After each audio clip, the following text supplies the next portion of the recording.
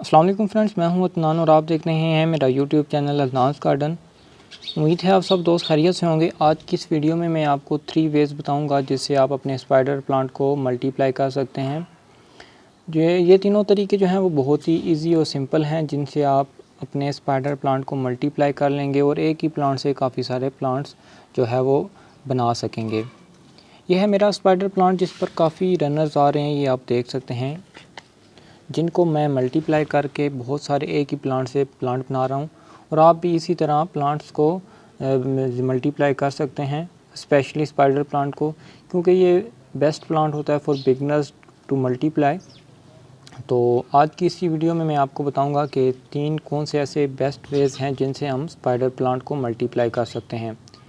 आगे बढ़ने से पहले अगर आप अभी तक हमारे चैनल पर नए हैं तो चैनल को सब्सक्राइब करें ताकि गार्डनिंग से रिलेटेड इन्फॉर्मेशन आप तक पहुंचती रहे।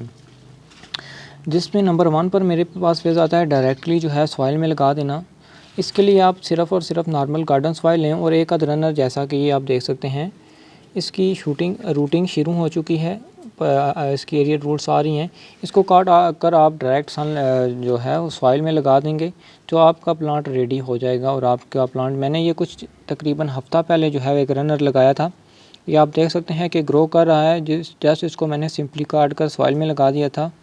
और सॉइल जो मैंने इसके लिए यूज़ की थी बिल्कुल नॉर्मल गार्डन सॉइल, आप भी इसके लिए नॉर्मल गार्डन सॉइल यूज़ कर सकते हैं, जिससे यह है कि आपका रनर ग्रो करना शुरू कर जाएगा। नंबर 2 पे जो वेज आता है, इसको आप वाटर में भी मल्टीप्लाई कर सकते हैं। जस्ट आपने एक ग्लास लेना है, जैसा कि मेरे पास जो है वो मिट्टी का एक ग्लास है, उसमें मैंने पानी को फिल कर दिया है और रनर को मैंने यहाँ पर इसको पेस्ट कर दिया है, ये आप देख सकते हैं, जिससे ये है कि इसकी रूटिंग शुरू हो चुकी है और मेरा प्लांट भी जो है वो हेल्दी ग्रो कर रहा है। इस रनर्स को लगाए हुए मुझे 7 से 8 दिन हो गए हैं और रनर जो है वो हेल्दी है और रनर बहुत ही अच्छी तरह ग्रो कर रहा है। ये एक बेस्ट वे है, इंडोर आप इसे रख सकते हैं पानी में और ये आपके गार्डन को अच्छी लुक देता है।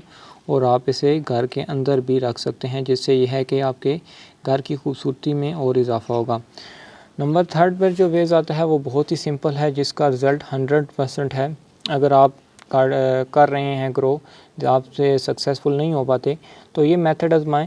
ये इसको सॉइल लेयरिंग भी कहा जाता है। सॉइल लेयरिंग से मुराद, हम रनर को काटते नहीं हैं, जस्ट सिंपली जो है वो उसी ब्रांच के साथ लगा हुआ जो है वो इसी सॉइल में, जो हम नॉर्मल गार्डन सॉइल का मिक्सचर या फिर कंपोस्ट का मिक्सचर ले सकते हैं, कोकोपीट ले सकते हैं, उसमें लगा देंगे।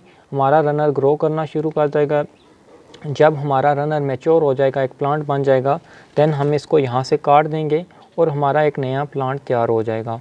ये बेस्ट सिंपल मेथड है, इजी मेथड है, 100% रिज़ल्ट देता है। आप ये मेथड अप्लाई कर सकते हैं।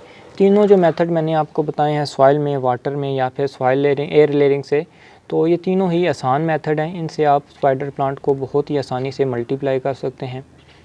उम्मीद है आपको मेरी वीडियो पसंद आई होगी। अगर वीडियो पसंद आए तो वीडियो को लाइक और चैनल को सब्सक्राइब करना मत भूलिएगा। चलते हैं, अल्लाह हाफिज़।